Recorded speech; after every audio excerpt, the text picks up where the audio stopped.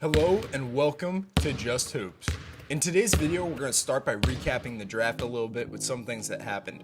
Paolo Banchero went 1 to Orlando, shaking things up from the jump. Chet Holmgren went 2 to Oklahoma City, along with Oklahoma City making plenty of moves throughout the draft to add to their young core.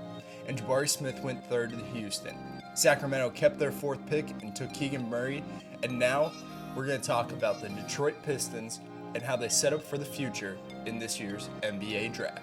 So now let's talk about the past to look to the future. The Detroit Pistons in 2021-2022 were in a rebuild. They have young talent across the board, guys such as Saddiq Bey, Isaiah Stewart, Killian Hayes, and then the head of the snake being Cade Cunningham.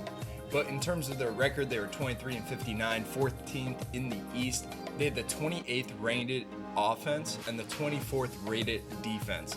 They had a year in which Dwayne Casey was just finding a culture, creating a system for a lot of these young guys to build and grow and flourish. Now it's time to look ahead with these new pieces and previous pieces and see what Detroit has in store for the future. The foundation for this rebuild in Detroit starts and ends with Cade Cunningham. Cade Cunningham was the #1 pick in last year's NBA draft. He ended the season averaging 17.4 points per game, 5.5 rebounds, 5.6 assists, shooting 41.6% from the field, 31.4% from 3, and overall, he was highly effective once he found a groove in the NBA. His skill, able to score at a high level at the paint with his 6'6" size, 220 pounds. It's hard for him to get stopped when he's getting downhill. Along with that, he continued to grow and develop his jump shot throughout the year, getting more and more comfortable. And then that same comfortability was seen from beyond the arc as he continued to grow and develop as a floor spacer. As the season continued to progress, he got even better as a playmaker. He came into the league as a high IQ talent with great size at the point guard position, and as the season pushed along, he continued to find his own and flourish in his role, able to be great in the pick and roll, make simple reads consistently, not turn over the ball too much, and was absolutely terrific in transition and in paint touches at kicking it out, spraying it out, making smart, simple reads as we said about the pick and roll.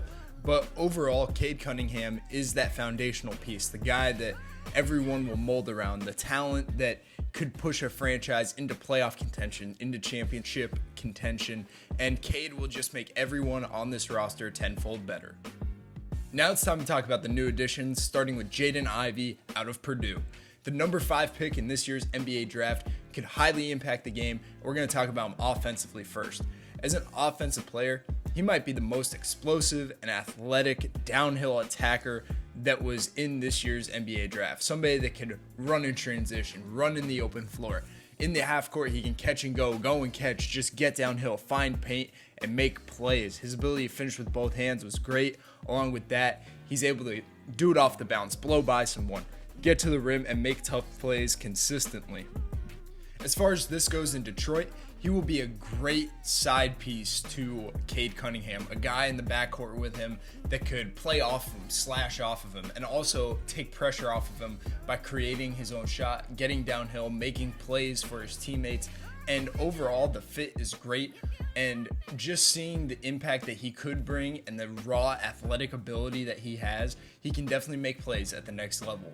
But now let's dive into more of the developments that we need to see from him. As a floor spacer, he was not great last year, shooting only 35.8% from 3. It's not good, not great, but over time, I think that just because of the opportunities he will be presented with a point guard like Cade around him, he will have to improve in this area. But now let's talk about his improvements that he has shown last season as a playmaker.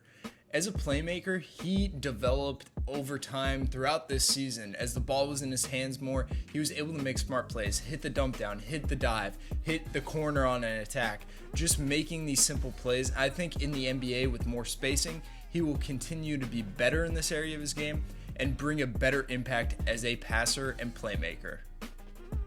Now to go to the other end of the floor, Jaden Ivy has a tremendous upside as a defender. His ability to have his size, his length, and his athleticism just doing things at the defensive end is never a downside.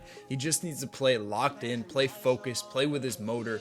But at Purdue last season, he showed that he can make plays defensively. He can fly around, tip passes. He has really good instincts and IQ for the game.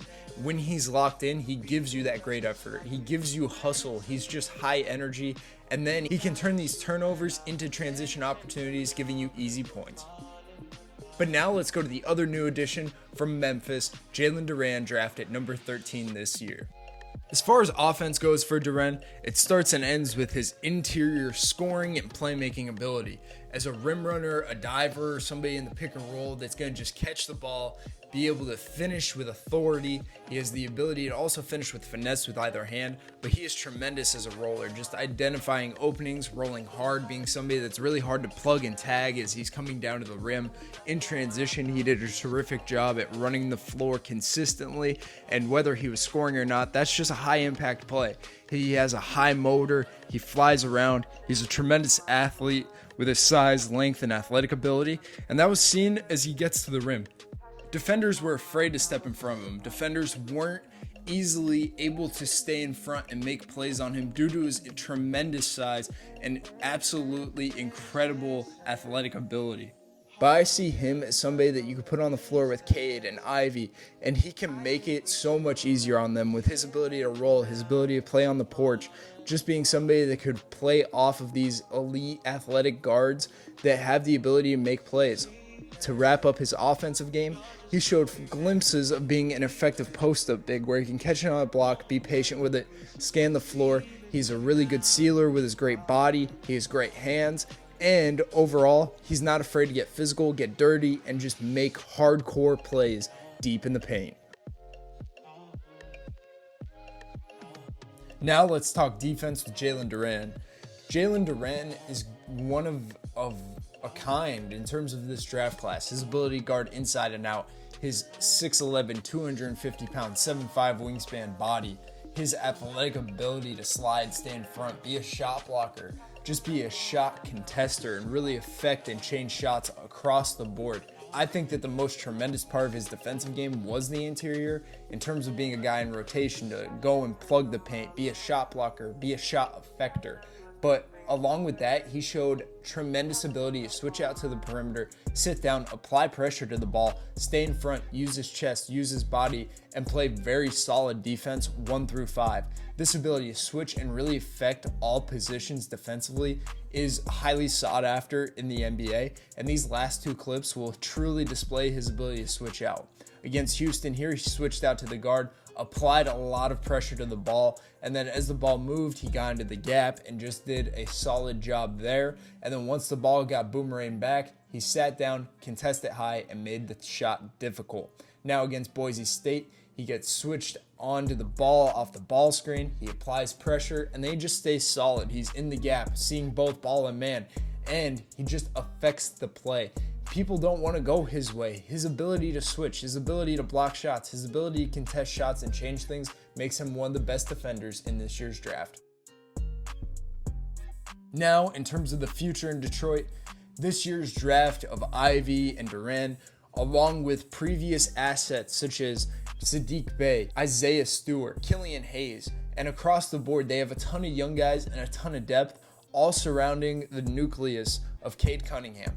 Coach Casey has a tremendously young, talented group around Cade, and they all have a motor to them. They're all there to play hard. They have a good foundation set. Now it's time for them to continue to build off last season and build to the future. I hope you guys enjoyed this video and learned something about the Detroit Pistons and why they did what they did in this year's NBA draft.